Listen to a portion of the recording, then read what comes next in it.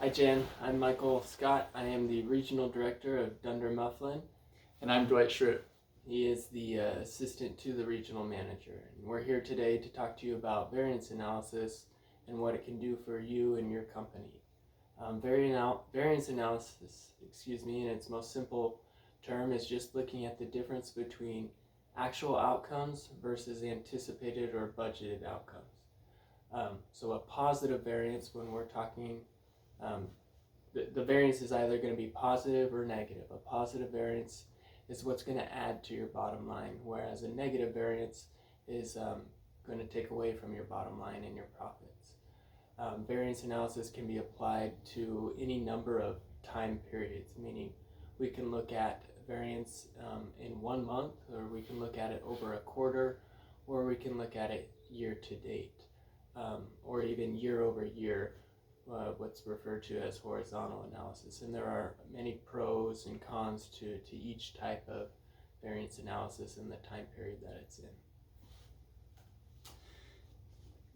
One way to look at variance analysis is typically through a single day. You look at your monthly financials and you discuss what the variances were and why they occurred.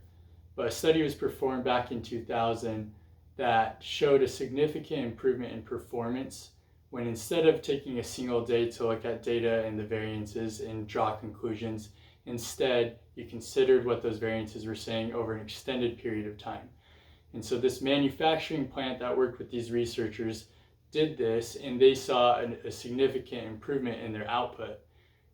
There's a couple conclusions on why this could be, why improvement is so linked to taking a longer period of time to look at variance analysis. And one of the theories, and they need to be tested further as well, is the attribution theory, which in its simplest form, when a person has some type of negative setback, they will attribute whatever that is to external circumstances.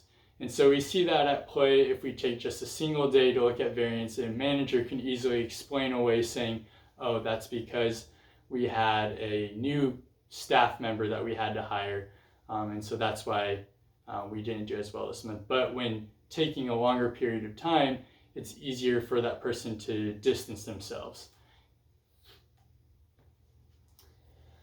Now, what we can do is we can work together, work with you and your company leaders to overcome any shortcomings that you might have heard of regarding variance analysis. So we're going to apply and utilize our expertise to overcome these shortcomings.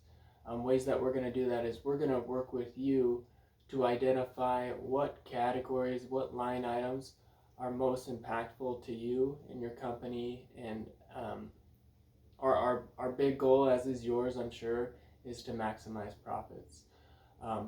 Another value that we add is being an external source. Looking at the data, is we're going to have a much lower chance, next to none, of implying any personal biases that can come when performing variance analysis. A lot of times what can happen is, with an internal employee, say I'm the controller in your company and I want to become the CFO, if I'm the individual calculating and distributing the variance analysis, what I could do is show the numbers that are going to be favorable, but maybe not make mention of the variance analysis that is not so favorable, because it's not going to do me any favors in getting that promotion or whatever it might be. Being an external source, we're professionals in that we are going to be as objective as possible.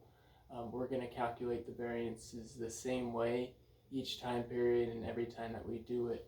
And what that does is it allows a consistency within the data, so that we have reference points. When we compare March of 2021 to January of 2021, and we're looking for differences between the two, we're going to be able to compare apples to apples, because we've calculated the variances the same way each time. Going along with what Michael was saying, one of the greatest skills that we'll offer is our experience already doing this with other clients who are in the same industry as you. And so when you're doing variance analysis, you're comparing based on your expected outcome. And what we can do is not only compare to your expected outcome, but look at industry standards and see how what you have been doing is varying from what the typical competitor of yours has been doing. And by doing it that way as well, like Michael was alluding to, we can take the bias out of maybe even our budgeted or original budgets. Those as well might have built-in biases, so that though maybe you're only seeing a 1 or 2% variance in a certain category, you should be more concerned because that original projection was flawed. It was built off of some budgetary slack, perhaps.